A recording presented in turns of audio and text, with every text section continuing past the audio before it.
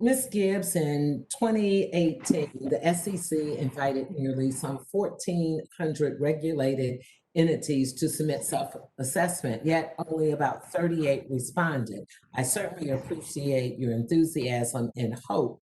Can you tell me, is there anything we can do, or why do you think that you had so few to submit their assessments? Thank you for that question.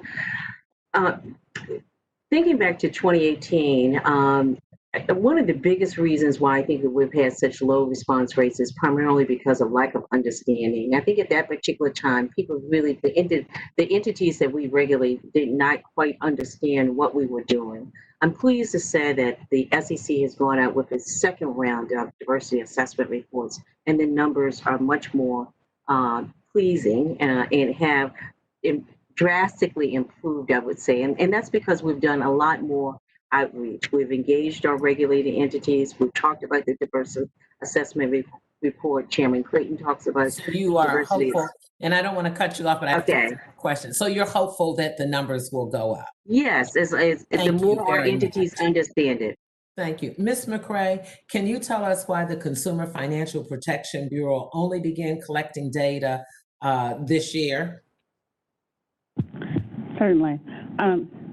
So I joined the Bureau in January of 2019. And could you speak up a little, please? Oh, I'm sorry. Can you hear me now? Yes.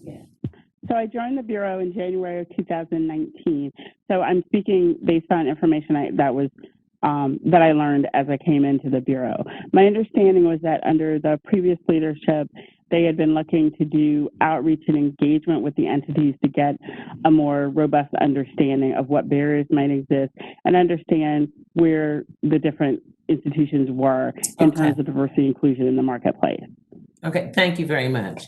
Ms. Levine, FHFA is subject to Section 1116, as you know, of the HERA. Can you share how you have leveraged your authority to collect data from regulated entities?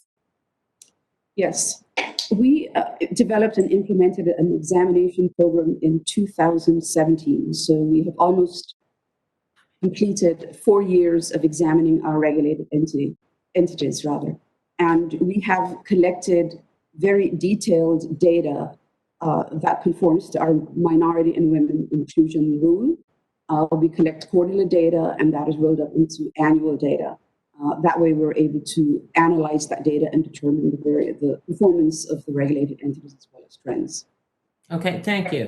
Systemic racism continues to impede full economic inclusion of diverse communities. OMWEs were created in part, as you all know, to help ensure to prevent abusive practices. This is a yes or no question for everyone. Do you believe systemic racism exists? Ms. Cole, yes or no? Yes, absolutely. Ms. Gibbs? Yes. Ms. Levine? Yes, I do. Ms. McCray?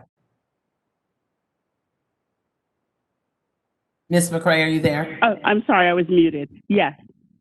Thank you very much. Also, I'd like to enter into a record a letter that came from the Executive Office of the President from the Office of Management and Budget that makes a statement. I won't read it, but I'll enter in the records and without objection.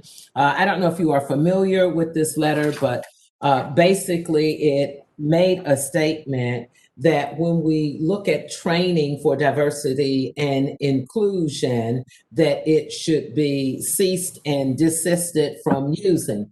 Do you think any of your trainers or training perpetuates a view that all white people contribute to racism or benefit from it? And this is from their letter, and that's a yes or no, and we'll go Ms. Cole, Ms. Gibbs, Ms. Levine, Ms. McCray. No, that does not characterize any of our training. Thank you. Ms. Gibbs? No, it does not characterize any of the training at the SEC. Ms. Levine and Ms. McCray? Not at all at FHFA. Would you also say that your training and the work that you do with OMWE has been value enhancing? Yes or no? Yes, it has. Yes. Yes. Okay. Thank you. I yield back. My time is up.